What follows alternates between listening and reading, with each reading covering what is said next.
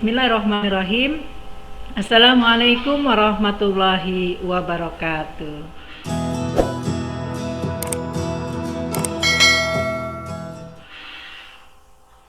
Alhamdulillahilladzi arsala rasulahu bil huda wa dinil haqq liyudhhirahu 'ala dini kullih wa kafa billahi syahida. Asyhadu an la ilaha illallah wahdahu la syarikalah wa asyhadu anna Muhammadan abduhu wa rasuluh. Allahumma shalli ala sayyidina Muhammad wa ala alihi wa sahbihi ajmain.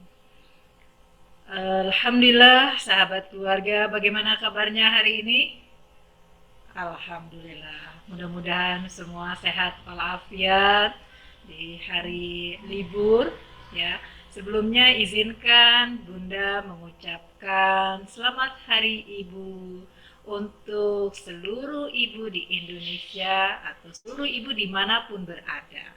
Semoga para ibu ini ya mampu mendidik, melahirkan, mencetak generasi terbaiknya ya, generasi berperadaban untuk kemudian nantinya bisa memimpin dunia ya. Apalagi kita di Indonesia, mudah-mudahan Indonesia telah bisa mampu menjadi 5 besar kekuatan dunia. Amin ya robbal alamin.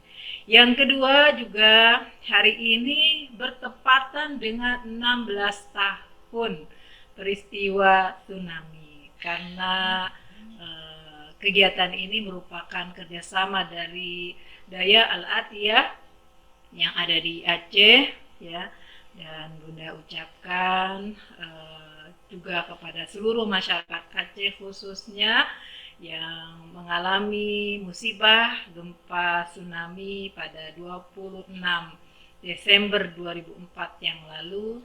Semoga mereka yang wafat bisa dicatat oleh Allah Subhanahu wa taala sebagai syuhadanya ya, mendapatkan ampunan dan mendapatkan tempat yang terbaik di sisi Allah Subhanahu wa taala. Dan yang masih hidup ya, alhamdulillah, mudah-mudahan terus Allah berkahi, terus Allah bimbing, Allah bantu untuk bisa bersama-sama memberikan karya terbaiknya buat negeri. Ya, termasuk Bunda Rita dan keluarga juga adalah korban tsunami pada 2004 yang lalu.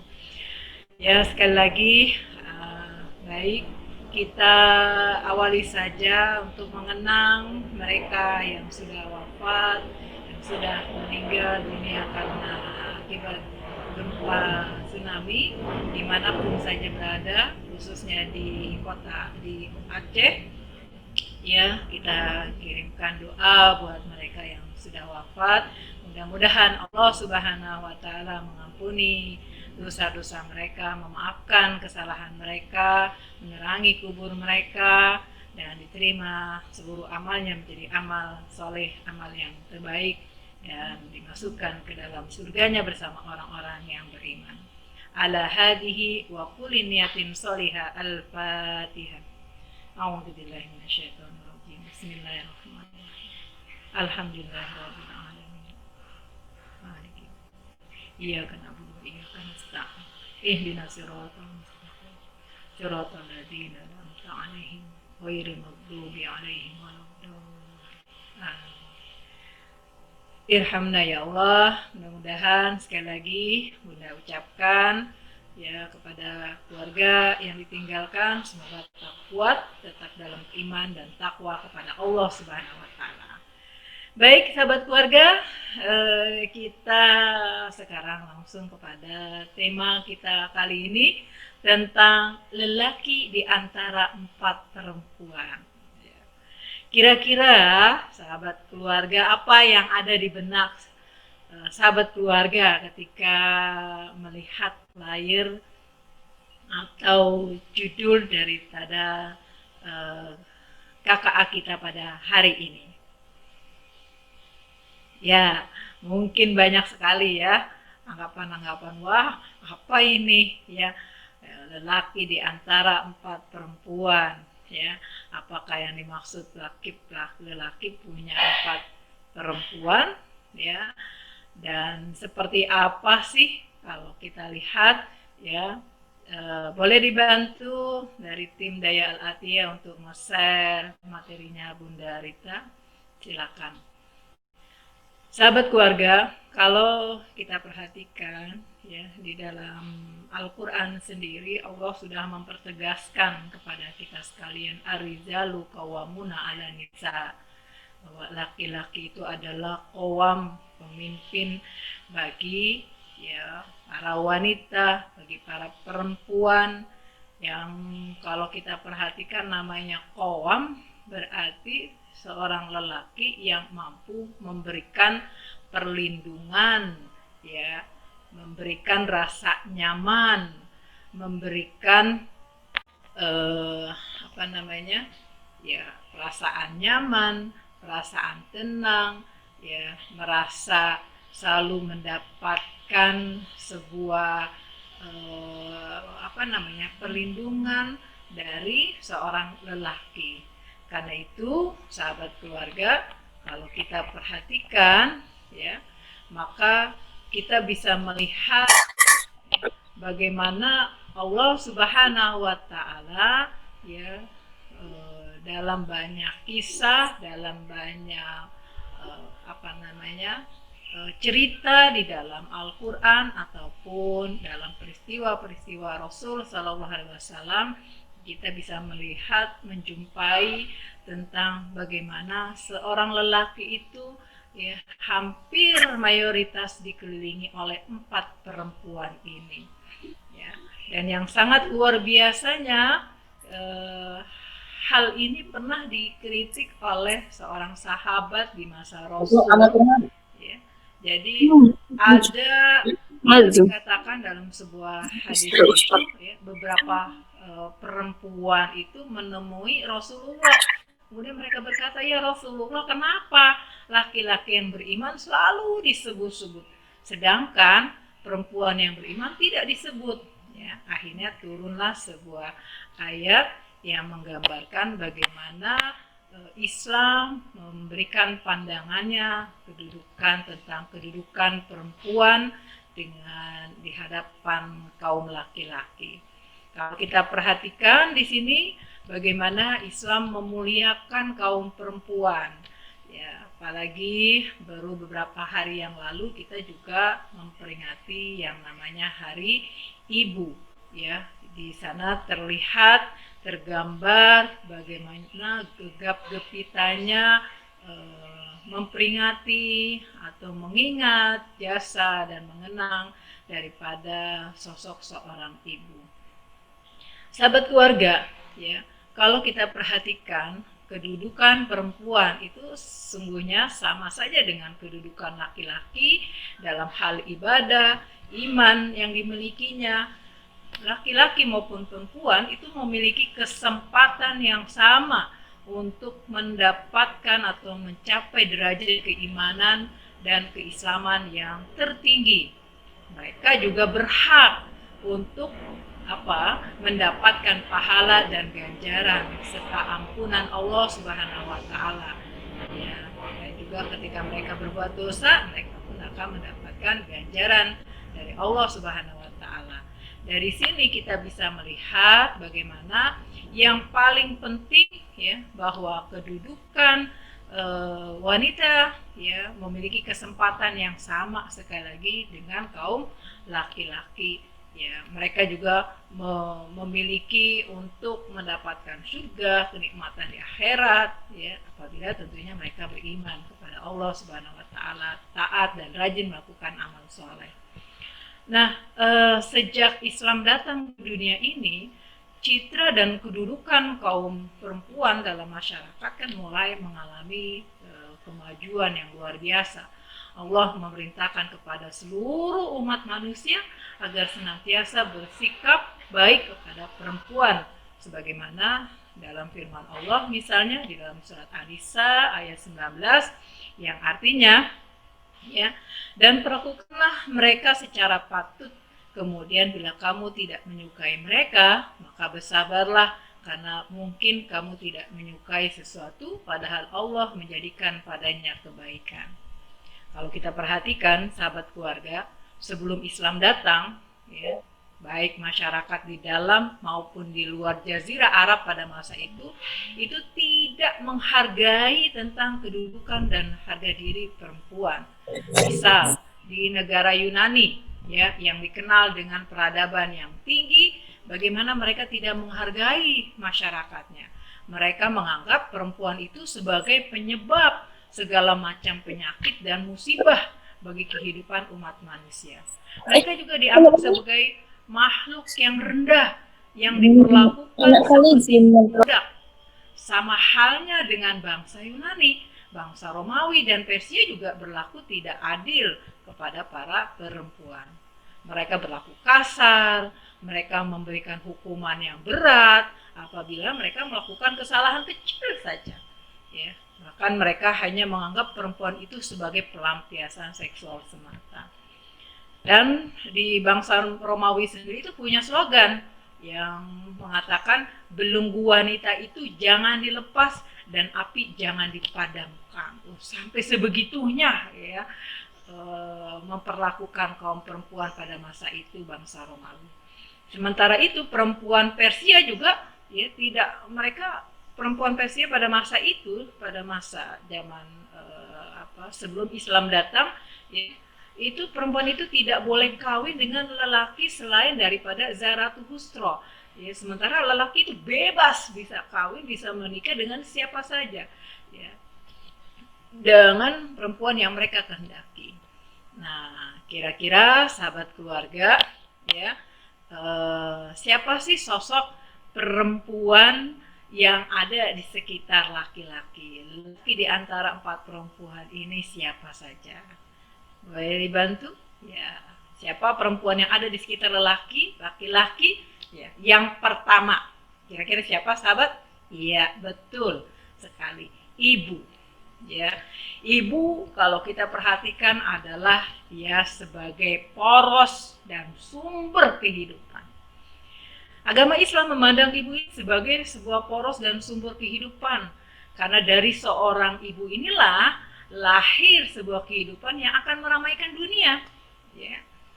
Dalam hadis yang sangat kita kenal, al-jannatu tahta aqdamil ummahat, bahwa surga itu ada di bawah telapak kaki ibu. Artinya, ya, kehidupan seorang lelaki, ya, bisa selamatnya seorang lelaki itu kalau ya ibunya ridho, ibunya ya bisa mengikhlaskan ya terhadap anak lelakinya ini terutama, ya, dimana tadi surga di bawah telapak kaki ibu, sehingga memang menjadi poros dan sumber kehidupan. Kalau ibu sudah tidak ridho, ya ibarat gempa tsunami, bahkan lebih dahsyat dari itu semuanya, ya tidak bisa melakukan sesuatu yang yang baik barangkali di sini. Ya, kalau kita perhatikan sahabat keluarga, ya, di dalam hadis yang lain juga dijelaskan, ya, Rasul pernah mengatakan bahwa surga itu berada di telapak kaki ibu, dari jalur manapun masuk dan dari jalur manapun pula ia keluar. Ya. Bahkan Imam Tobari, ya, dalam sebuah ensiklopedi hadisnya, ya, beliau juga mengatakan bahwa ya, Nabi seorang sahabat pernah bertanya, ya, Nabi Shallallahu Alaihi Wasallam pernah bertanya kepada seorang sahabat, apakah kamu masih punya ibu?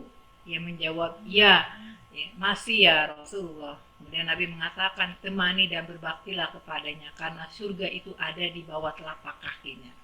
Jadi bagaimana di sini, ya, sehebat apapun seorang lelaki, kalau dia tidak memperlakukan dengan baik ya ibunya, ya, maka sumber kehidupannya itu seakan-akan dia menjadi padam, ya, tidak bergairah lagi. Ya, karena itu penting sekali untuk memperlakukan ibu dengan sebaik-baiknya. Yang kedua, ibu juga memiliki pengaruh dalam membentuk manusia.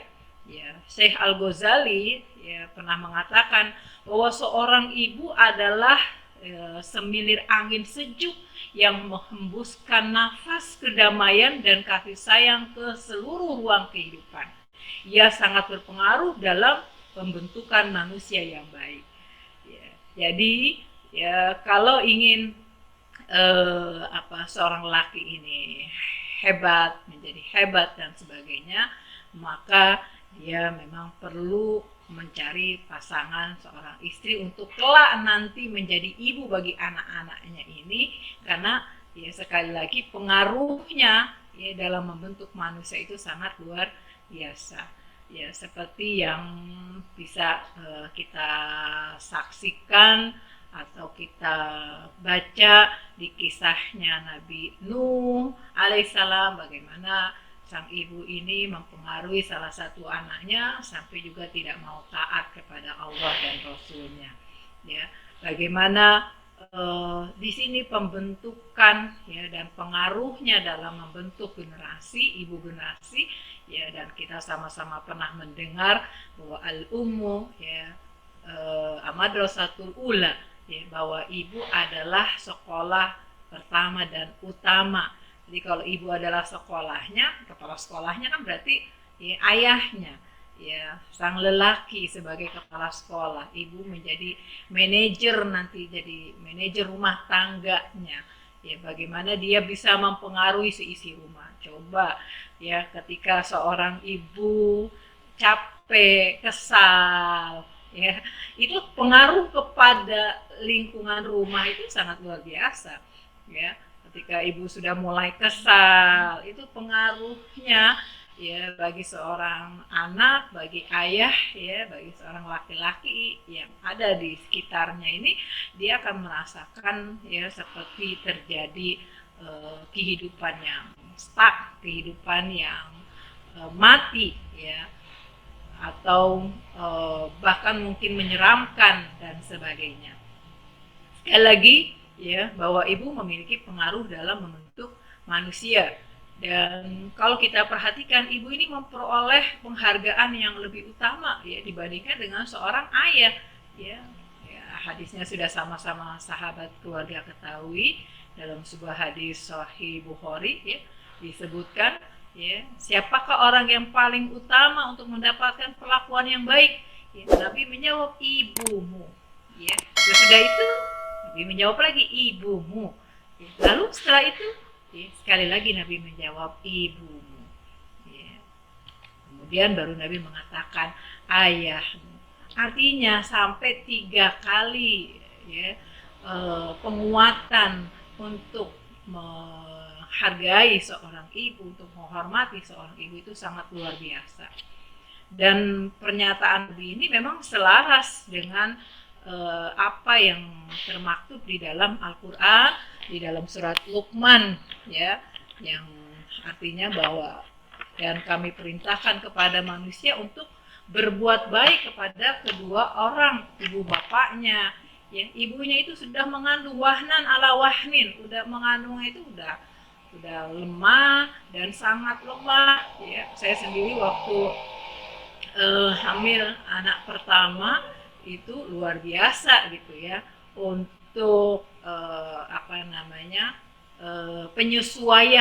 penyesuaian diri dari yang tadinya di dalam rahim itu tidak ada apa-apa, kemudian terisi gitu, itu ternyata perubahannya itu sangat dahsyat, sangat luar biasa. Sampai untuk anak saya yang pertama itu ya harus mengalami anemia, kemudian juga kalau orang Sunda bilang tuh tahuger ya, bentar-bentar mual, muntah dan sebagainya. Melihat matahari itu udah langsung kayak mau berkunang-kunang ya. Ya, itu bahkan sampai 9 bulan gitu ya. Masya Allah, benarlah kata Allah Subhanahu wa Ta'ala, memang wahnan ala wahnin. Ya, sekuat-kuatnya seorang ibu yang sedang mengandung, ya, itu tetap saja ya dia akan merasakan saat-saat yang dimana dia merasa kelelahan, keletihan. Ya, karena itu sahabat keluarga, ya, sekali lagi bagaimana di sini kita perlu memuliakan ibu kita. Dan dalam hadis Rasul yang lain dikatakan orang tua adalah pintu surga paling tengah. Kalian bisa sia-siakan pintu itu atau kalian bisa menjaganya. Jadi kaum lelaki, wahai para kaum lelaki, kalau kalian ingin selamat dunia akhirat kalian, bahagia keluarga kalian, maka ya muliakanlah ibu-ibu kalian. Ya. Kemudian juga yang ketiga tadi ya, ibu adalah ya, bagaimana bisa menjadi manajer bagi rumah tangganya. Jika ayah bertugas memenuhi kebutuhan materi tadi ya, ya memberikan nafkah, mencari nafkah, maka ibulah yang punya peran penuh untuk sebagai manajer rumah tangganya. Dia mengatur keluar masuknya, ya apa namanya nafkah yang diberikan oleh sang suami, oleh ayah dari anak-anaknya. Ya, karena itu seorang ibu ini memang luar biasa ya. Hampir belum ada ditemukan, atau sekarang mungkin sudah banyak ya sekolah-sekolah untuk mencerdaskan para ibu bangsa ya, untuk mencetak para ibu peradaban ini sekarang sudah mulai banyak ya. Mungkin era dulu ya, di masa-masa saya dahulu ya belum ada yang namanya sekolah untuk para ibu ya, secara sekolah yang secara informal untuk mengajarkan ya. Orang tua kita dulu itu mereka belajar menjadi seorang ibu itu secara otodidak ya. Bagaimana mereka melihat oh begini nyata salah, oh kalau begini nyata betul ya. Dan seringkali akhirnya memang pendidikan pola asuh yang kita lakukan sering mengaca kepada orang tua kita, padahal zamannya sudah berbeda sekali. Karena itu penting sekali di sini ya seorang ibu ya dibantu oleh sang ayah ini untuk dia bisa secara ulet mengatur semua kebutuhan daripada keluarga ini secara baik, secara rapi. Ya, kejelian seorang ibu ini ya mampu menjaga aktivitas dan stabilitas perekonomian keluarga agar tetap berjalan lancar dan baik. Ya, sekali lagi kita doakan para ibu-ibu kita, mudah-mudahan mereka menjadi manajer rumah tangga yang handal ya. Dan keempat, ya ibu juga adalah pendidik buah hatinya. Ya, tadi sudah disinggung oleh Bunda, ya bagaimana ibu itu boleh dikatakan atau boleh dibilang sebagai pendidik pertama bagi anak-anaknya. Sebelum anak masuk ke sekolah, ya di zaman Rasul dahulu mana ada sekolah formal seperti sekarang yang anak sekolah dari pagi sampai sore ya, atau siang hari, belum lagi nanti sorenya mereka pergi ke menasa ya, ke masjid untuk mengaji dan sebagainya. Ya, disinilah bagaimana peran seorang ibu dalam mendidik buah hatinya itu menjadi sangat penting sekali. Kita ingin menjadikan anak-anak yang seperti apa ya, itu bagaimana mencetak generasi yang berperadaban ya, itu perlu dibantu oleh seorang ayah, di mana seorang ayah adalah seorang lelaki yang ada di sekitar seorang ibu. Karena itu sekali lagi sahabat keluarga ya, penting untuk terus membantu mengasah ya, dimanapun para ibu berada, untuk terus memberikan support, memberikan dukungan yang besar kepada anak-anaknya, kepada keluarganya, untuk kemajuan, kesuksesan daripada keluarga itu sendiri. Jadi kalau ada seorang ibu yang masih ingin belajar, ya, yang ingin terus berkarya, maka seorang lelaki sebagai seorang ayah di sini perlu memberikan dukungan yang besar kepada sang ibu tadi. Ya.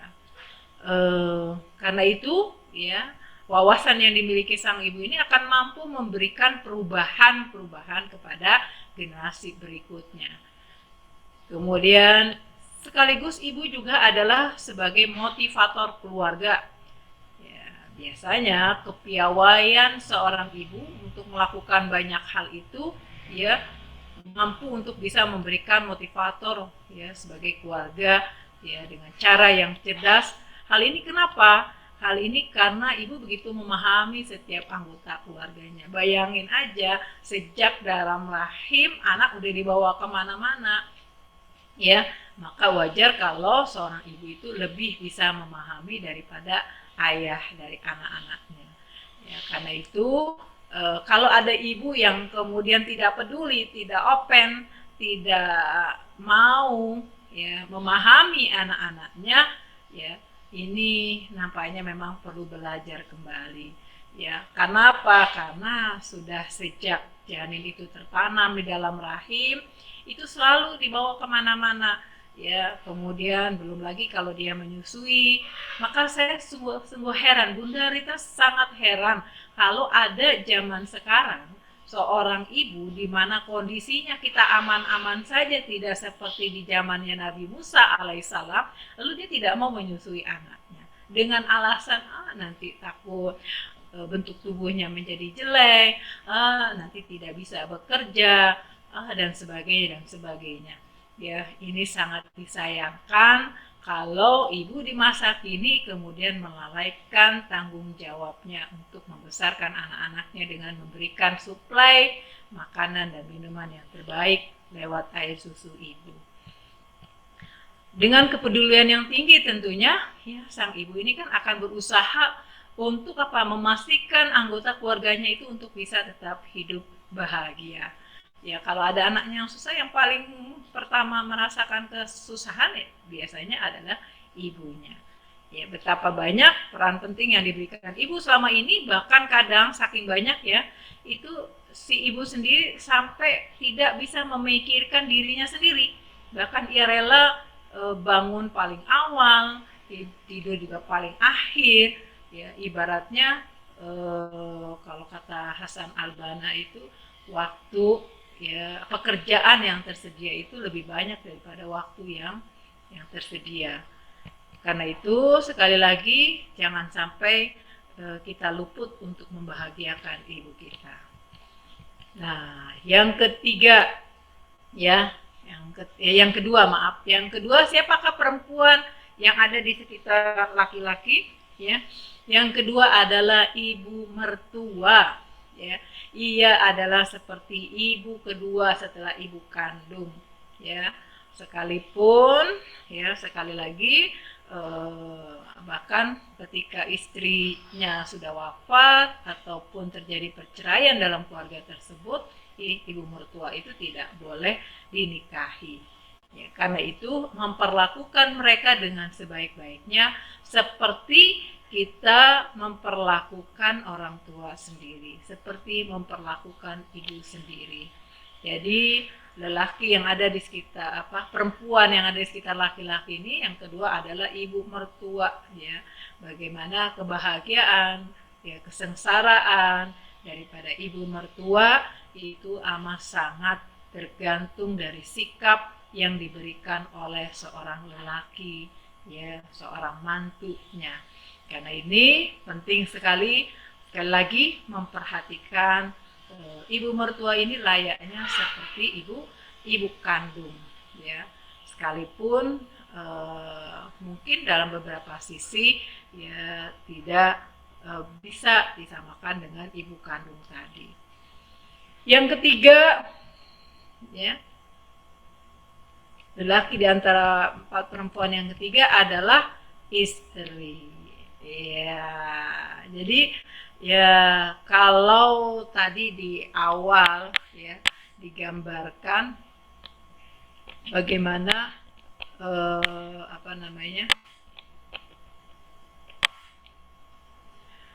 yang paling, kalau di dalam sebuah hadis dikatakan lagi, yang paling berhak atas seorang wanita adalah suaminya, yang paling berhak atas seorang ya anak ya adalah ya, anak lelaki adalah ibunya. Jadi sekali lagi di sini ya kehebatan atau kesuksesan seorang suami itu amat sangat tergantung bagaimana sang lelaki, sang suami mampu mendidik ya, menjaga, merawat daripada istrinya. Karena itu sahabat keluarga, penting sekali kita memahami ya bagaimana para istri ini mampu diperlakukan dengan sebaik-baiknya. Bukankah Rasul pernah mengatakan bahwa mukmin yang paling sempurna imannya adalah yang paling baik akhlaknya di antara mereka, dan sebaik-baik kalian adalah yang paling baik terhadap istri-istrinya. Jadi bagaimana di sini digambarkan ya kesempurnaan iman itu ketika memiliki akhlak yang terpuji, akhlak yang baik. Ya, kita perhatikan bagaimana luar biasanya perlakuan istri Nabi Nuh alaihissalam, tapi Nabi Nuh alaihissalam tetap memperlakukan dengan santun, dengan baik, dengan bijak, ya. Dan bagaimana istri Nabi Lut, ya, yang kemudian sang istri mengkhianati suaminya karena membocorkan rahasia yang seharusnya menjadi rahasia di antara keluarga mereka, nyata bocor kepada kaumnya, sampai akhirnya Allah Subhanahu wa taala harus memberikan ganjaran kepada apa yang telah dilakukan oleh sang istri Nabi Lut tersebut. Dan kalau kita lihat bahwa seorang istri, ya, seorang lelaki, seorang suami itu bisa terhindar dari keburukan di dunia dan di akhirat manakala dia memperlakukan istri dengan baik tentunya. Bukankah dalam sebuah hadis lain dikatakan sebaik-baik suami adalah yang paling baik kepada istrinya, dan sejelek-jelek suami adalah yang paling buruk kepada istrinya. Ya, jangan sampai seorang suami itu melakukan KDRT, ya, melakukan kekerasan dalam rumah tangga hanya gara-gara masakannya kurang bumbu, hanya gara-gara mungkin ada perbedaan dalam pengasuhan anak dan sebagainya.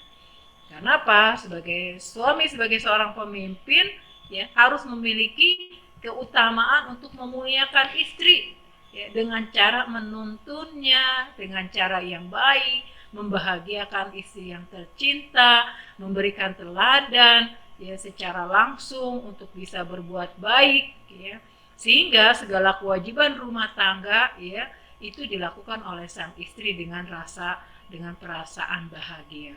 Kaum pria adalah qawwam, pemimpin. Ar-rijalu qawwamuna 'ala nisa, qawwam berarti ada rasa aman.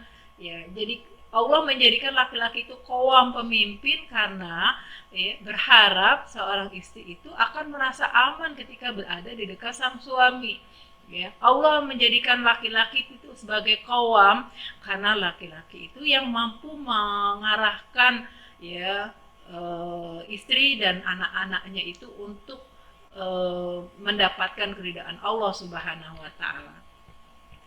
Tentunya bergaul dengan baik, ya, dengan cara yang ma'ruf, dengan cara yang lemah lembut, tidak saling menyakiti antara satu dengan yang lain, baik dengan perkataan, perbuatan, ya, dan sebagainya, dan memuliakan istri untuk terhindar dari keburukan-keburukan yang akan menyebabkan kehidupan akhiratnya menjadi gagal. Ya, seorang suami bisa gagal di kehidupan akhiratnya manakala tidak mampu memberikan kemuliaan kepada sang istrinya ketika berada di dunia. Lelaki yang mampu menjadi seorang yang bertanggung jawab akan mendapatkan, ya, istri yang solihah insya Allah. Ya, karena itu kalau kita perhatikan ada hak dan ada kewajiban.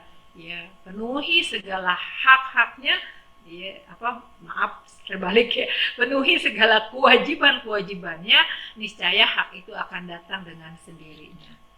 Ya, itu yang pertama. Yang kedua, ya, adalah sukses suami, ya, sukses istri. Artinya kesuksesan seorang suami itu, ya, ada saham yang diberikan oleh sang istri. Ya, ketika seorang lelaki, seorang suami itu pengen sukses di dunia, ya, maka muliakan dulu istrinya di dunia, ya, maka insya Allah, ya, Allah akan membantunya untuk dia bisa sukses dalam kehidupan dunianya.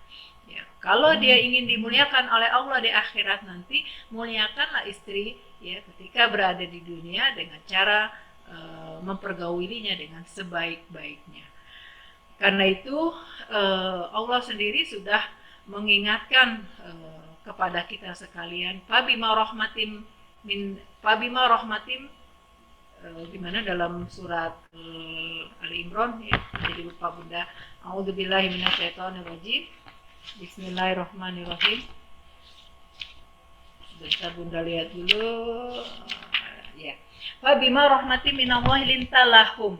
Ya, karena disebabkan rahmat Allah lah engkau itu dapat bersikap lemah lembut ya dan lunak kepada mereka, ya kepada keluarga. Ya, jadi semata-mata ketika seorang suami mampu bersikap lemah lembut itu adalah karunia dari Allah.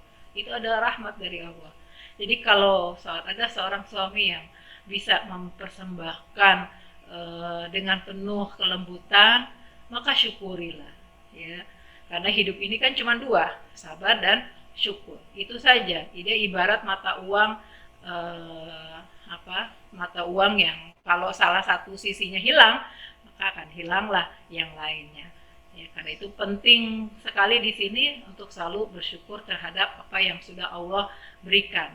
Kalau belum mampu menjadi seorang lelaki yang lemah lembut kepada keluarganya, ya ayo belajar lagi. Kita belajar lagi, terus belajar, berlatih, dan tidak perlu malu untuk terus berlatih dan memperbaiki diri. Kemudian ya sekali lagi sukses daripada suami ya itu adalah sukses istri.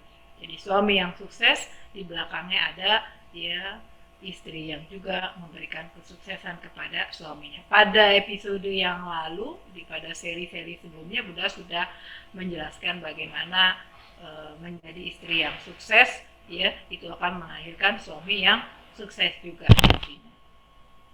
Kemudian yang tidak kalah pentingnya adalah bagaimana merasakan, ya seorang istri itu mampu merasakan kesempurnaan nikmat, ya.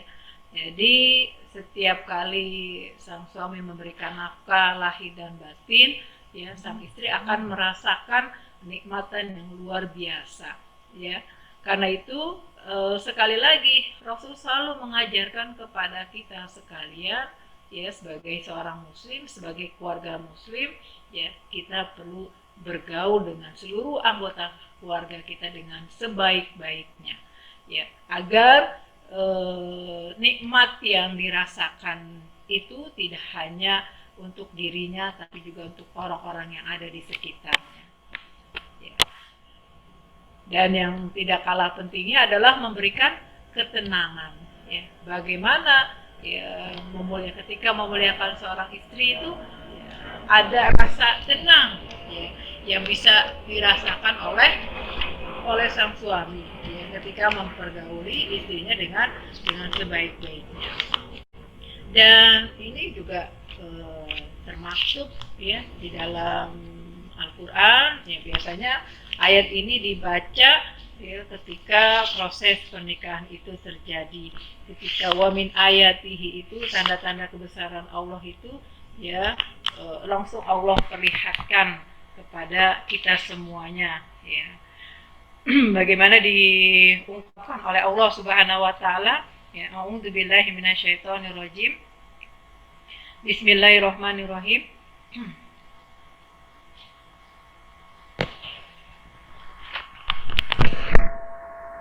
Wa min ayatihi an khalaqa lakum min anfusikum azwajan litaskunu ilaiha ya. Litaskunu ilaiha. Haknya sini kalau kita lihat dalam pelajaran bahasa Arab itu haknya kan hak yang menunjukkan domir kepemilikan kepada perempuan.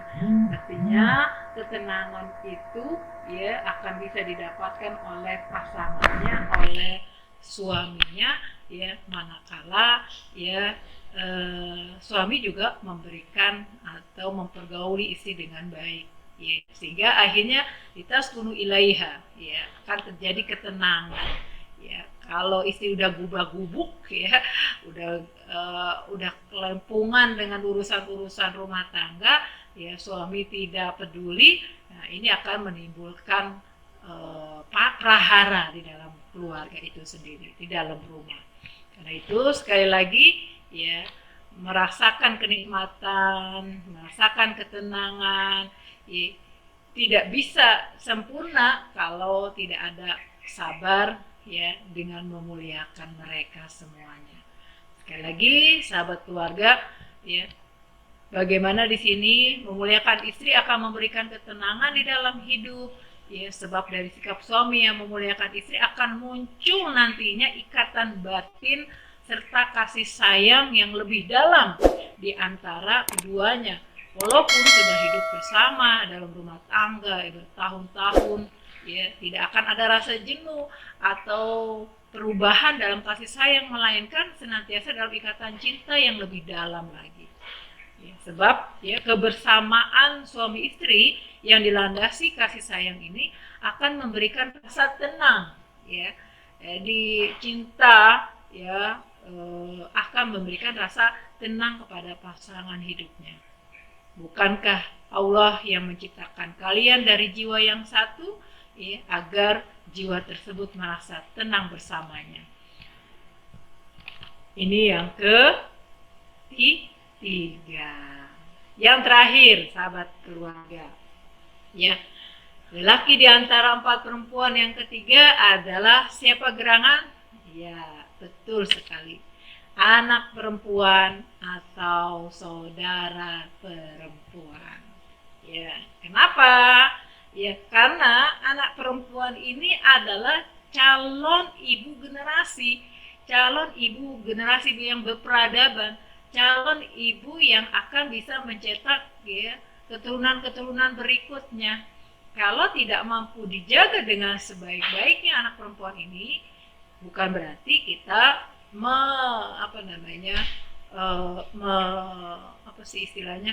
tidak pedulikan dengan anak laki-laki, tidak, ya. Tapi bagaimana penghargaan Islam untuk kepada anak perempuan atau kepada saudara perempuan ini sangat luar biasa. Kita lihat ya satu persatu. Yang pertama, bahwa anak perempuan, ya, itu nanti di akhirat kelak itu akan hidup berdampingan. Jadi seorang lelaki yang mampu mendidik anak perempuannya, ya, dengan baik menjadi anak yang solihah, dia akan hidup berdampingan dengan Rasulullah seperti ini, ya, seperti antara satu jari telunjuk dengan jari tengah ini, ya. Dikatakan dalam sebuah hadis Muslim, siapa yang menanggung nafkah dua anak perempuan sampai balik, maka pada hari kiamat antara saya dan dia seperti ini. Beliau menunjukkan, ya, menggabungkan jari-jarinya. Jadi Masya Allah, luar biasa penghargaan yang Allah berikan kepada anak perempuan ketika seorang laki-laki mampu mendidik, mengkaryakan mereka dengan sebaik-baiknya.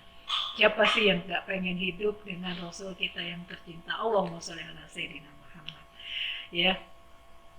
Bahkan di hadis yang lain juga dikatakan, digambarkan, siapa yang menafkahi 2 atau 3 anak perempuan atau saudara perempuan hingga mereka menikah atau sampai dia mati, maka aku dan dia seperti 2 jari ini. Luar biasa, ya, bagaimana penghargaan Islam kepada perempuan, kepada anak perempuan, kepada seorang lelaki yang mampu mendidik, memberikan pengasuhan yang terbaik, ya, kepada anak perempuannya. Dia akan bisa hidup berdampingan dengan Rasul tercinta nanti di akhirat, ya. Luar biasa. Karena itu jangan pernah menyia-nyiakan, ya, ketika Allah memberikan anugerahnya, ya, kepada sebuah keluarga ketika memiliki keturunan anak perempuan. Di masa jahiliyah dahulu sebelum Islam datang, bagaimana dalam keluarga itu, ya, mereka merasa kesal atau merasa susah kalau nanti yang lahir ada anak perempuan. Bahkan sampai digambarkan mereka sudah mempersiapkan liang lahat bagi kelahiran, ya, putra putri mereka. Jadi nanti kalau yang lahir itu adalah perempuan langsung dikubur hidup-hidup. Kalau yang lahir adalah laki-laki, baru mereka akan asuh, akan didik, mereka akan memberikan kesempatan untuk hidup. Tapi pada masa jahiliyah dahulu, bagaimana menderitanya seorang ibu ketika akan melahirkan dan ternyata anak yang lahir adalah seorang anak perempuan, ya.